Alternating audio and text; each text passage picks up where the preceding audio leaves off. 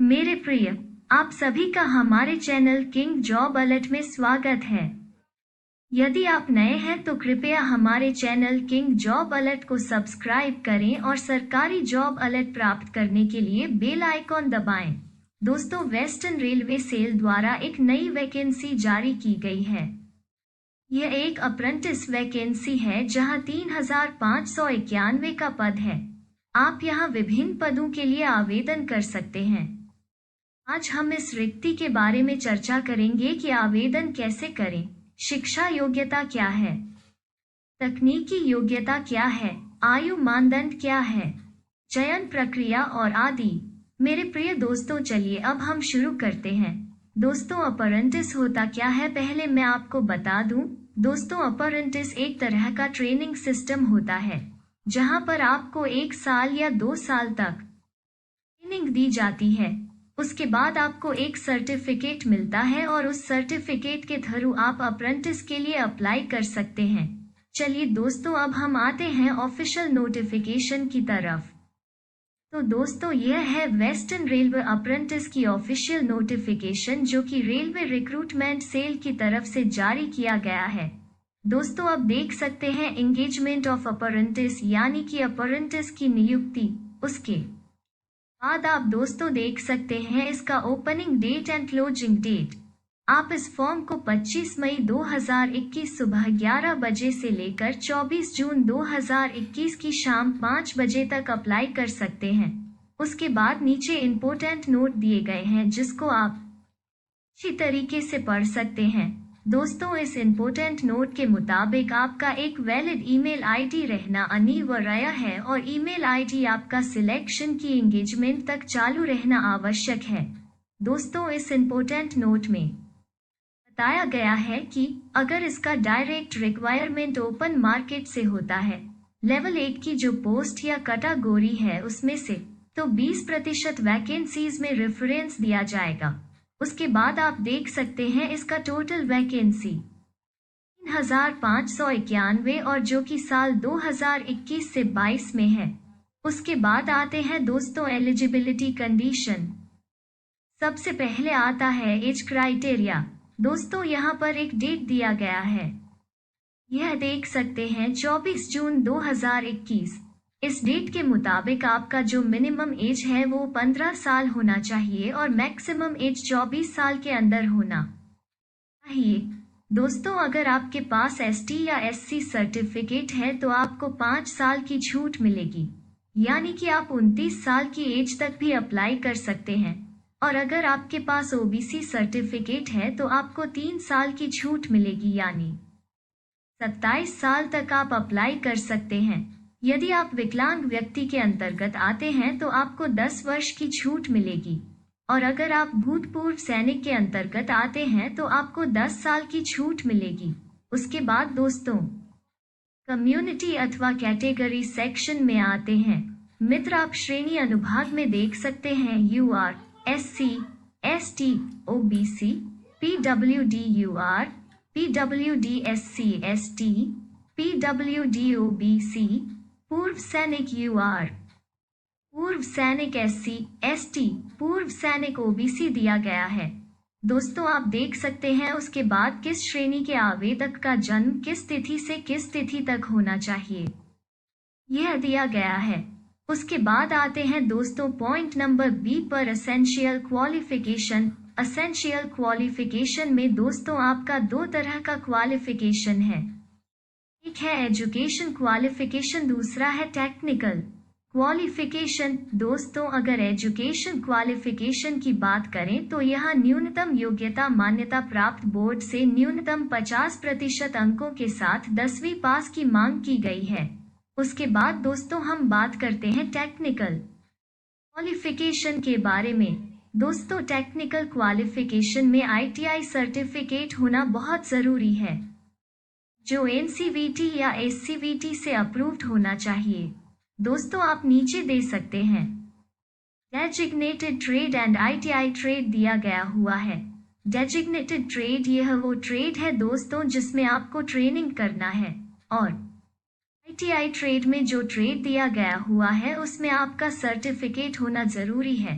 ITI trade आप देख सकते हैं, फिटर, वेल्डर गैस और electric, turner, machinist, carpenter, painter general, mechanic diesel, mechanic motor vehicle, computer operator and programming assistant, electrician, electronic mechanic, wireman and electrician, refrigeration and AC mechanic, plumber pipe fitter, general plumber, draughtsman civil, stenography English. उसके बाद दोस्तों नीचे important note दिया गया है।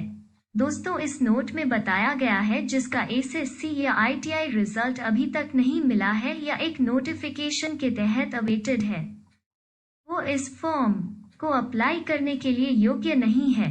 उसके बाद दोस्तों जो ITI में फेल हो चुके हैं वो इस फॉर्म को अप्लाई करने के लिए योग्य नहीं है। उसके बाद दोस्तों इंजीनियरिंग ग्रेजुएट और डिप्लोमा होल्डर्स भी इस फॉर्म को अप्लाई करने के लिए योग्य नहीं है। उसके बाद दोस्तों नीचे दिया गया हुआ है ट्रेड वाइड स्लॉट। दोस्तों PWD सर्विसमैन, उसके साथ ST SC OBC की जो कैटेगरी है उसका trade wise and division wise जो डिटेल्स है उसका फॉर्मेट एनेक्स में प्रस्तुत किया गया है। उसके बाद फिर से दोस्तों नीचे नोट सेक्शन है। उसके बाद नीचे दोस्तों आप पढ़ सकते हैं 4% रिजर्वेशन सीट विकलांग के लिए और 3% एक्स सर्विसमैन के लिए बढ़ सकती है। दोस्तों अगर आप एक्स सर्विसमैन हैं और रिजर्वेशन का लाभ लेना चाहते हैं तो ऑनलाइन आवेदन के समय आपको डिस्चार्ज सर्टिफिकेट अपलोड करना होगा, और अगर आप आर्मी फोर्सेस हैं तो आपको सर्विस सर्टिफिकेट अपलोड करना पड़ेगा। दोस्तों अगर आप SC ST कैटेगरी के अंदर आते हैं और आप इसका रिजर्वेशन का फायदा उठाना चाहते हैं तो आपको आपका सर्टिफिकेट सेंट्रल गवर्नमेंट के फॉर्मेट में ऑनलाइन आवेदन करते समय अपलोड करना पड़ेगा, जिसका फॉर्मेट एनेक्स B में दिया गया हुआ है।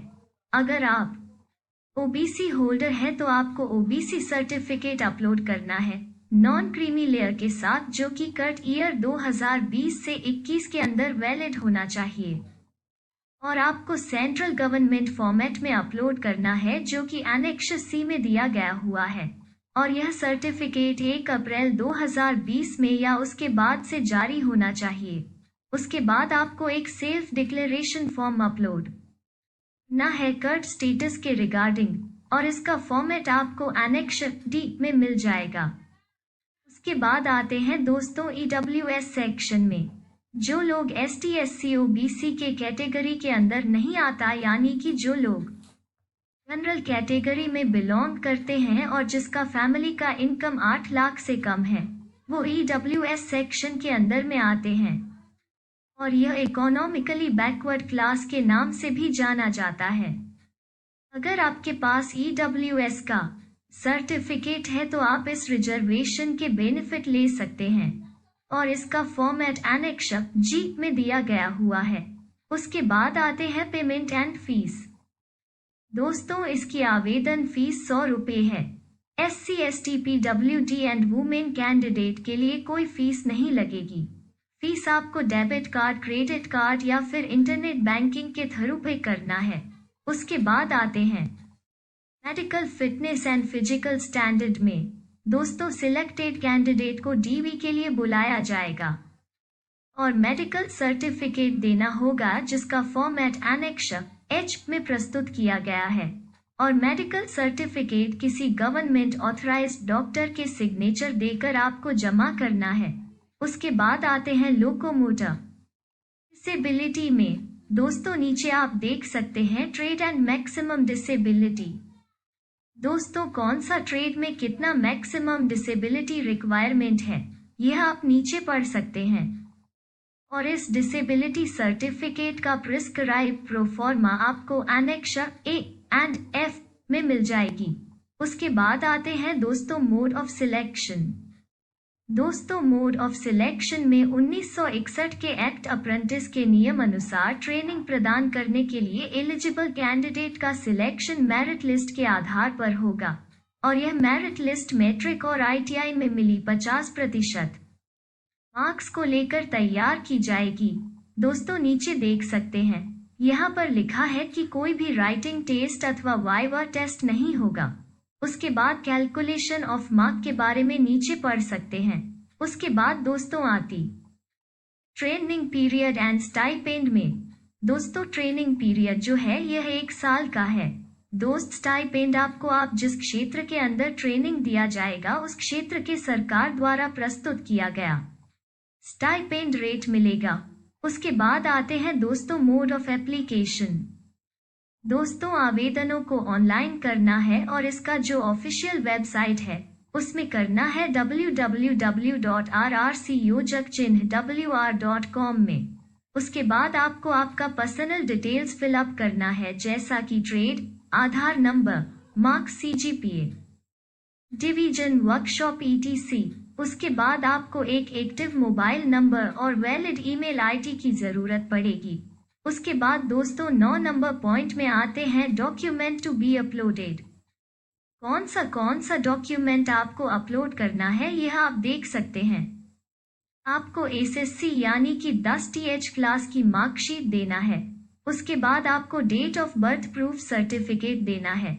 उसके बाद आपको कंसोलिडेटेड ITI मार्कशीट देना है सभी सेमेस्टर का। उसके बाद आपको नेशनल ट्रेड सर्टिफिकेट देना है जो कि NCVT या SCVT द्वारा अप्रूव होने चाहिए।